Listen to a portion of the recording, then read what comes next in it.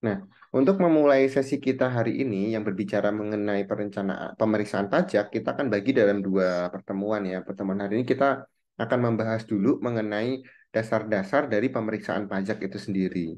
Setelah mahasiswa memahami dasar pemeriksaan pajak seperti apa, baru minggu depan kita akan bahas rangkaian sengketa perpajakan, di mana di situ ada proses pemeriksaan dan juga ada berbagai macam kasus. Kemudian nanti akan kita tutup dengan berbagai contoh kasus-kasus yang ditemui melalui persidangan perpajakan, bahkan sampai ke tindak pidana korupsi. Baik, saya coba share screen terlebih dahulu.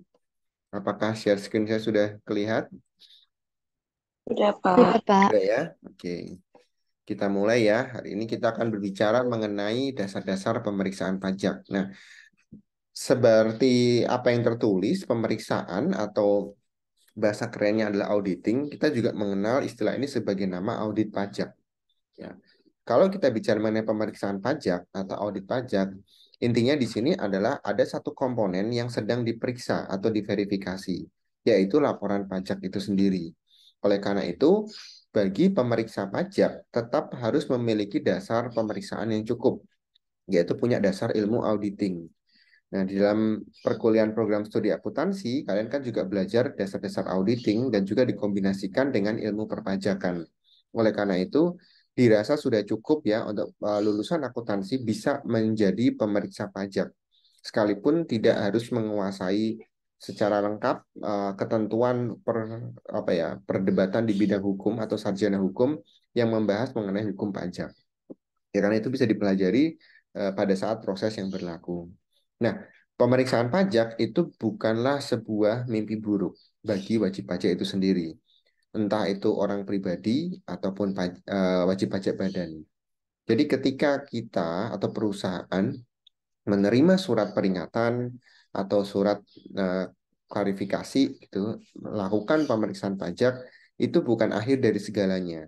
Karena memang itu tercantum di Undang-Undang Nomor 16 Tahun 2009 di mana ketentuan umum dan tata cara perpajakan membutuhkan satu proses yang dinamakan pemeriksaan pajak untuk melakukan verifikasi, pembuktian ulang, bahkan untuk mencapai kata deal gitu antara pencatatan yang kita buat dengan temuan dari pemeriksa pajak itu juga harus melalui proses pemeriksaan ini. Oleh karena itu, ini adalah proses yang harus dilewati. Nah, biasanya pemeriksaan ini tidak semua wajib pajak menerima ya. Dia hanya melakukan sampling. Sampling itu biasanya skala asetnya besar di atas 500 juta.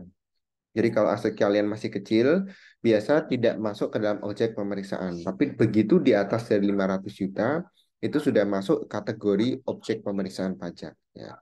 Entah itu orang pribadi, perusahaan perorangan, individual, maupun perusahaan terbatas PT. Kemudian ketika mendapat surat pemeriksaan atau surat undangan pemeriksaan, itu juga harus kita penuhi. Karena penting sekali untuk kita bekerja sama ketika kita mendapat panggilan dalam proses pemeriksaan. Itu hanyalah bagian untuk verifikasi, ya, bukan untuk menghakimi apa yang dilaporkan oleh si wajib pajak. Nah, pemeriksaan sendiri merupakan rangkaian kegiatan. Jadi tidak hanya satu kali, tapi beberapa kali atau ada satu rangkaian kegiatan dari pihak pemeriksa pajak dengan pihak wajib pajak sendiri, di mana itu akan terjadi aktivitas menghimpun data, mengolah data, meminta keterangan ataupun bukti-bukti yang dilakukan secara objektif maupun secara profesional berdasarkan standar yang ada. Standarnya dari KUP sendiri. Nah, standar pemeriksaan itu digunakan untuk tujuan-tujuan tertentu. Nanti kita akan bahas ya satu persatu. Sebenarnya tujuan utamanya itu sederhana kok. Tujuan utama dari pemeriksaan pajak adalah untuk melihat sisi kepatuhan dari wajib pajak, bukan kesalahan ya. Sisi kepatuhan dari wajib pajak. Kemudian tujuan yang lainnya adalah tujuan yang diperlukan saja. Kalau tidak ada ya tujuan utamanya cuma satu, melihat fungsi dasar kepatuhan dari si wajib pajak itu sendiri. Tujuan utamanya kan ini ya, menguji kepatuhan. Apa sih yang diuji di situ? Apakah ada permohonan pengembalian lebih bayar? Itu juga perlu dites. Jadi ketika orang pribadi atau wajib pajak badan punya kelebihan bayar pajak, jadi harusnya misalkan 300.000, kalian bayarnya 500.000 gitu ya. maka di situ ada lebih bayar dan kalian meminta pengembalian 200 ribunya, perlu dilakukan pemeriksaan. Satu. Yang kedua, kapan dilakukan pemeriksaan? Pada saat SPT kalian lebih bayar. Pada saat dilaporkan, ternyata perhitungannya lebih bayar.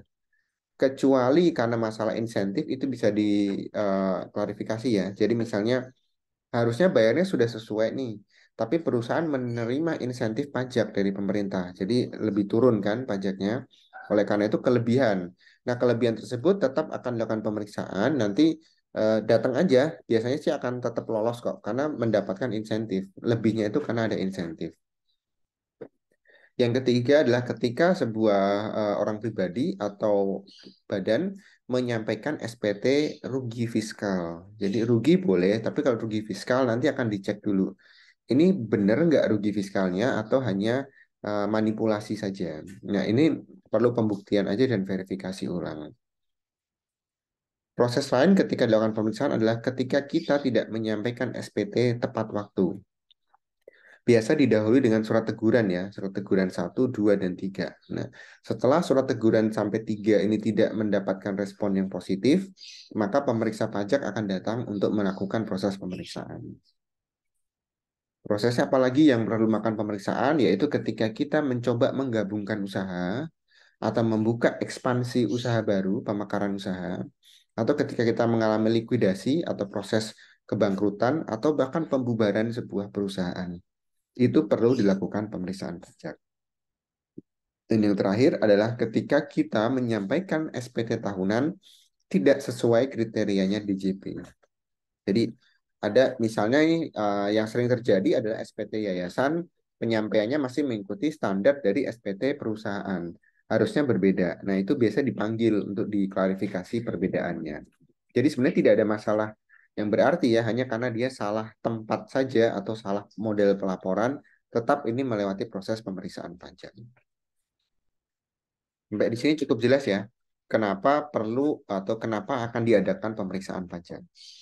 Ada yang mau ditanyakan dulu untuk fungsi yang pertama, tujuan yang pertama? Cukup jelas, Pak. Cukup jelas, Jelas Pak. ya. Nah, tujuan yang berikutnya ada tujuan lain-lain ya. Misalnya apa gitu? Contoh, kita mau memberikan NPWP baru kepada pengusaha atau PKP, atau kita mencabut NPWP selain dengan dasar kematian. Kalau NP meninggal kan itu otomatis tercabut ya kalau kita lapor. Kalau kita nggak lapor, maka wajib pajak tetap dianggap masih hidup.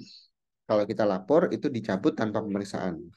Tapi kalau pencabutan mungkin karena pindah ke luar negeri atau mungkin berbeda klasifikasi usaha, itu perlu dilakukan pemeriksaan. Pengukuhan sebagai pengusaha kena pajak itu juga perlu pemeriksaan pajak. Kemudian ketika kita wajib pajak mengajukan keberatan, ini belum banding ya, masih di tahap pertama ya, keberatan itu dilakukan pemeriksaan dulu. Atau kita perlu melakukan evaluasi norma perhitungan neto. Biasanya kan norma neto kan 50% gitu ya, tapi ada juga yang lebih dari 50% gitu atau kurang dari 50%. Nah, kita perlu cek kembali apakah di situ kita perlu melakukan pemeriksaan atau tidak. Dari Dirjen Pajaknya akan mengecek. Kemudian pemeriksaan lain itu misalnya untuk melakukan pencocokan data atau verifikasi data. Pindah perusahaan atau mungkin pindah lokasi, pindah klasifikasi usaha, KLU gitu ya.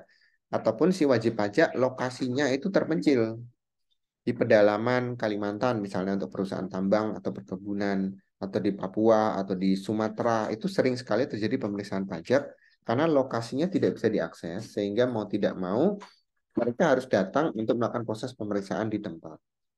Kemudian untuk menentukan lokasi terhutangnya PPN, apakah betul masih di daerah Pabean, masih di wilayah Indonesia, atau justru di wilayah di sekitaran pinggiran Indonesia yang mungkin bisa jadi sengketa hukum.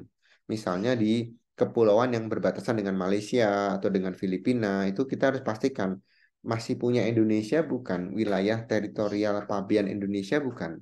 Kalau masih, maka kena PPN-nya Indonesia. Tapi kalau sudah masuk ke area luar negeri, bukan di luar daerah pabean, ikut PPN-nya pabean yang lain.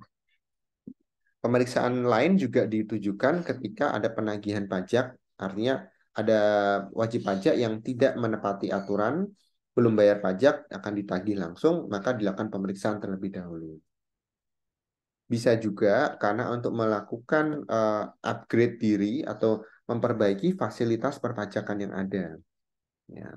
Atau ada permohonan dari wajib pajak untuk melakukan tax treaty atau regulasi ulang atau evaluasi kembali permohonan perpajakan lintas negara. Itu perlu dilakukan pemeriksaan dengan tujuan-tujuan tertentu. Ini ada berbagai macam klasifikasi dari pemeriksaan pajak itu sendiri. Nah, jenis pemeriksaan yang bisa kita temukan saat ini hanya ada dua, pemeriksaan kantor dan pemeriksaan lapangan. Ya.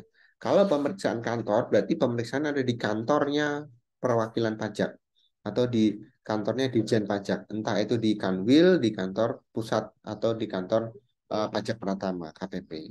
Kalau pemeriksaan lapangan, berarti orang pajak yang datang ke lapangan, artinya datang ke lokasi tempat usaha dari si wajib pajak tersebut.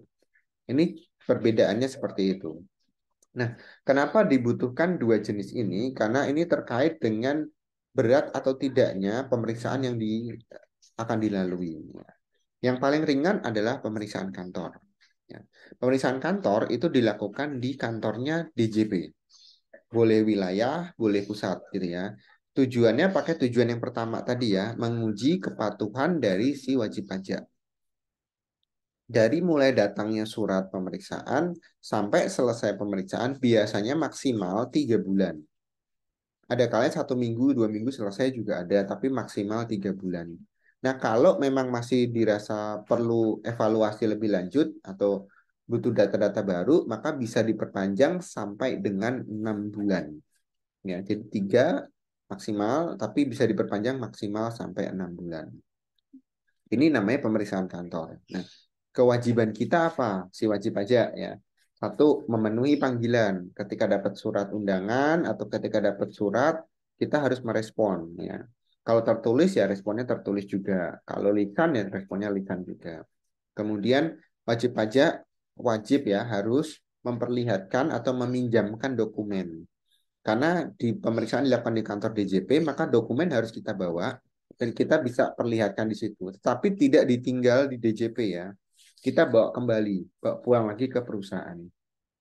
Jadi hanya diperlihatkan di kantor, ditunjukkan saja, dipinjamkan selama di area kantor, setelah itu dibawa pulang kembali.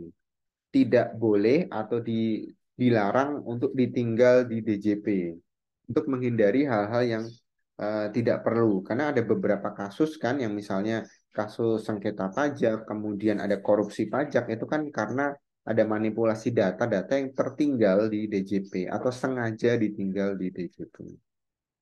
Kemudian usahakan bersikap kooperatif, kerjasama yang baik dengan pemeriksa pajak supaya tidak ada hambatan selama proses pemeriksaan.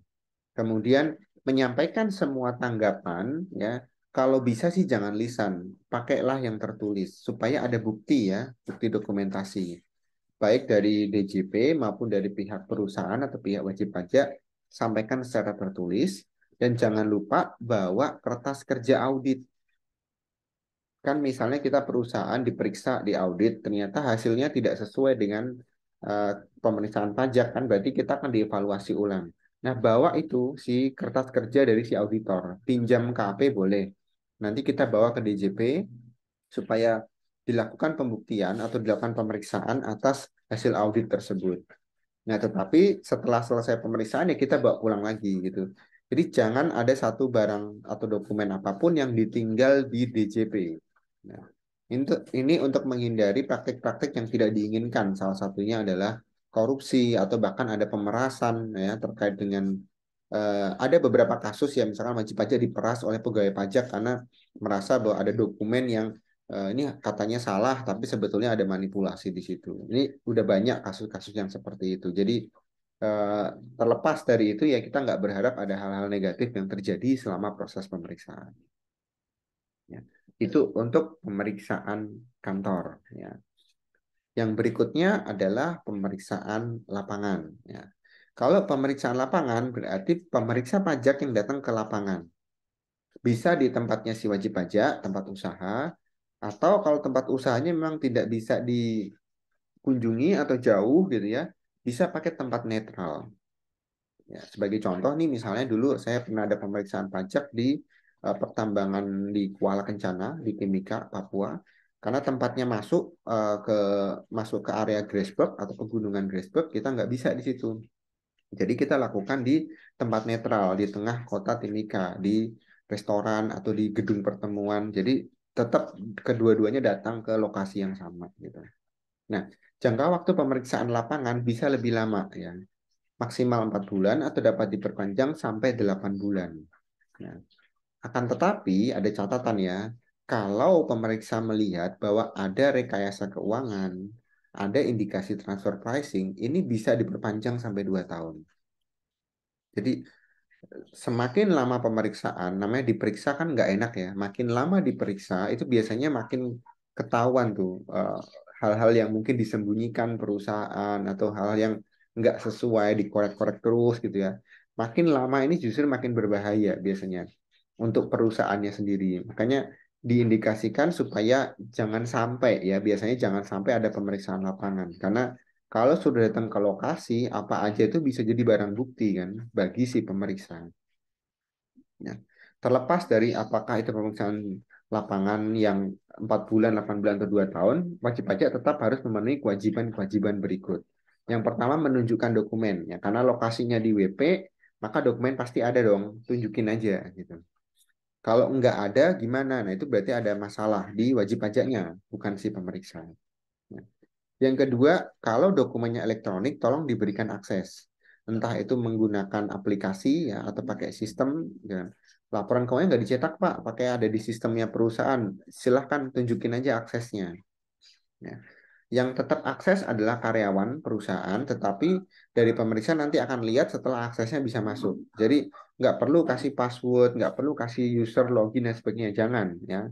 Pemeriksa tetaplah pemeriksa, tapi yang bisa akses adalah orang internal perusahaan. Jadi auditor pajak atau pemeriksa pajak itu dilarang meminta user, password, kemudian akses masuk ya terkait dengan dokumen elektronik itu nggak boleh supaya menghindari hal-hal yang tidak diinginkan antara dua belah pihak. Ya. Kemudian wajib pajak juga harus mengizinkan ya ketika pemeriksa lapangan datang melakukan pemeriksaan fisik atau pemeriksaan ruangan. Kemudian setiap tanggapan apapun sama seperti tadi ya harus disampaikan secara tertulis ya, secara tertulis, memberikan lisan atau tertulis juga sama tetap harus ada dan bersikap kooperatif. Nah, untuk masing-masing pemeriksaan, baik lapangan maupun pemeriksaan kantor, itu perlu yang namanya izin. Jadi bagian perusahaan itu harus punya satu kuasa hukum pajak. Ya. Kuasa hukum pajak itu harus berizin dari pengadilan pajak. Maka harus ada salah satu dari perusahaan yang mengurus mendapatkan izin sebagai kuasa hukum pajak dari pengadilan pajak. Supaya ketika ada sengketa pajak yang terjadi, baik itu kantor maupun lapangan, si kuasa hukum tersebut yang akan membantu mendampingi perusahaan atau wajib pajak melakukan proses atau verifikasi selama pemeriksaan dilakukan oleh Direktorat Jenderal Perpajakan. Itu dari dua aktivitas yang bisa ditemukan di lapangan atau di dalam proses pemeriksaan pajak ini. Nah, kalau gitu ya, kalau kita merasa bahwa saya nggak ada masalah apa-apa, saya merasa tidak merugikan negara, pencatatan saya sudah betul. Nah, wajib pajak boleh kok menolak ketika datang surat pemeriksaan. Datang nih gitu kan. Boleh nggak menolak? Boleh. Kenapa? Karena di pasal 6 Undang-Undang KUP itu tertulis kok gitu. Jadi nggak usah takut. Tidak harus selalu ada proses pemeriksaan kita terima semua gitu. Nggak harusnya. Kita tolak juga boleh. Tapi dengan dua syaratnya. Syarat yang pertama adalah membuat surat penolakan dan itu ditandatangani oleh direksi. Dan yang kedua, petugas pajak itu dari sisi perusahaan ya. Dari yang kedua dari sisi petugas pajak, dia akan datang membawa berita acara. Nah, di berita acara pemeriksaan itu kalian harus tulis menolak pemeriksaan yang ditandatangani bersama dari pihak perusahaan atau pihak wajib pajak dan juga ditandatangani oleh pemeriksa yang datang ke lapangan. Tuh. Jadi ada dokumen dari perusahaan, ada dokumen dari pihak pemeriksa yang dua-duanya harus ditandatangani langsung dan tidak boleh diwakilkan. Setelah itu dapat, itu kita mendapatkan lisensi boleh menolak pemeriksaan. Nah, Wajib pajak sendiri punya beberapa hak ya ketika ada pemeriksaan pajak ya. Tapi sebelum sampai ke sini, ada yang mau ditanyakan dulu nggak dari proses pemeriksaan lapangan dan pemeriksaan kantor? Atau mungkin ada yang sudah pernah ketemu atau sudah pernah kantornya diperiksa pajak, boleh kalau ada yang mau ditanyakan.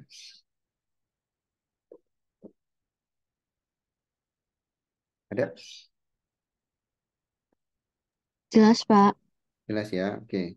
Kalau jelas saya lanjutkan. Nah, sebagai wajib pajak, nah kita boleh punya hak dan kewajiban. Hak kita apa gitu ya? Ketika ada pemeriksa pajak datang, yang pertama, ketika mereka datang ke lapangan atau ke lokasi kita, mintalah dulu surat perintah. Nah, ada nggak surat perintah pemeriksaan? Kalau suratnya nggak ada, jangan diterima. Ya, karena bisa jadi itu adalah oknum-oknum tertentu saja. Jadi sama kayak polisi ya, datang pasti bawa surat perintah. Nah, misalkan surat perintah penggeledahan, ini surat perintah pemeriksaan. Gitu. Kalau mereka datang tanpa surat ya jangan diterima. Jadi minta dulu, ada suratnya nggak? Kalau ada silahkan kami terima. Tapi kalau nggak ada mohon maaf gitu ya. Hanya sampai di gerbang depan perusahaan misalnya gitu. Yang kedua, kalau ada surat perintah, berarti kan ada tuh tertulis. Yang datang siapa?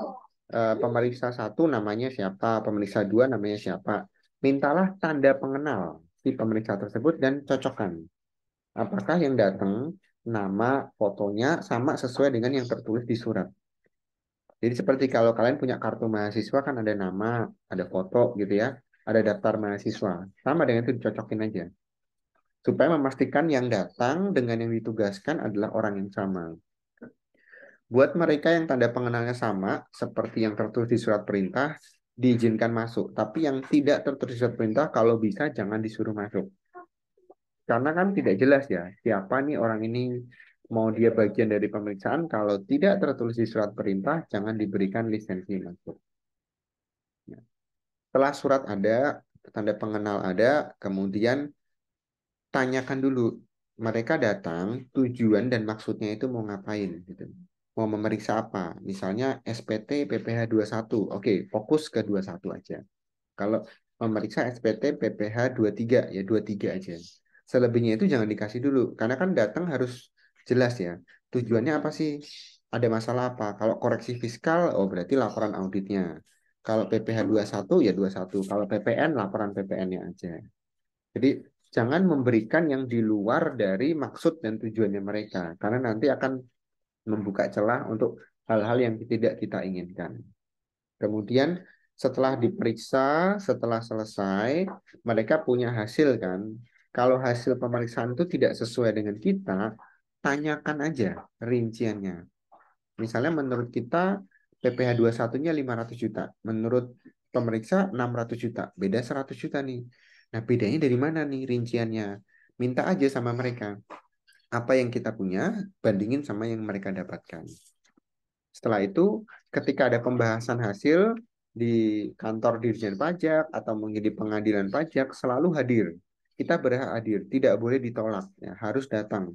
Supaya apapun yang diputuskan pada saat pembahasan itu kita dapat informasi yang pasti dan jelas. Kita sendiri bisa dapat di situ.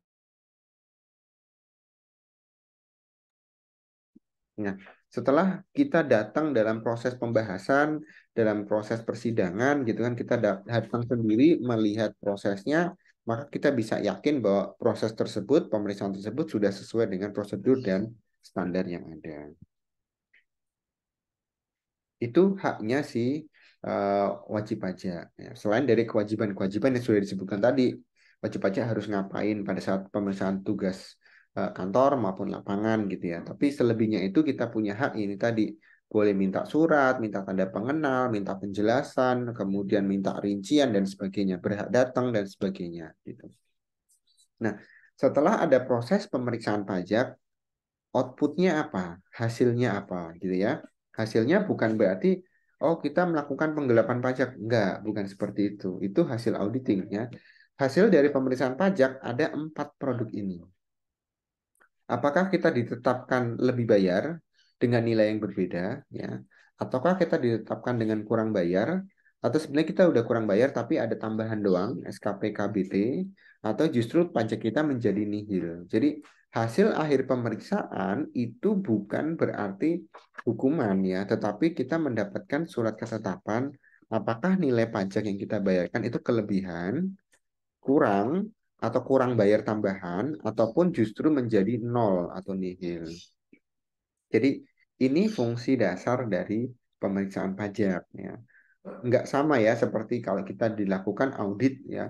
Hasilnya apakah wajar tanpa pengecualian, kerugian negaranya berapa? Enggak seperti itu. Itu beda beda klasifikasi. Nah, untuk pemeriksaan pajak hasilnya adalah lebih bayar, kurang bayar tambahan ataupun nihil.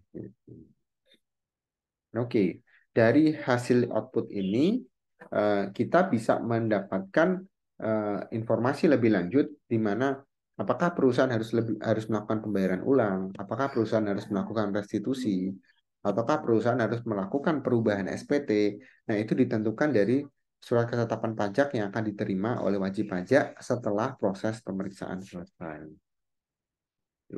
Itu untuk materi kita terkait dengan dasar-dasar pemeriksaan pajak.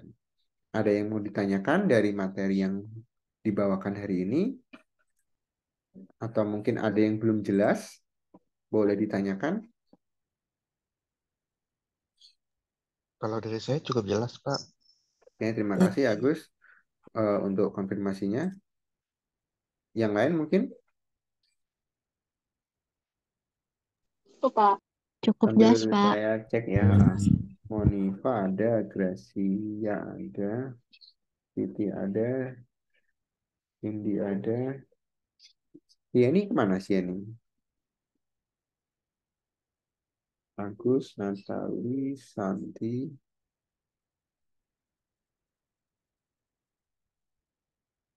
Rahel. Ada. Yang nggak ada Sieni ya. Sieni nggak datang ya hari ini ya.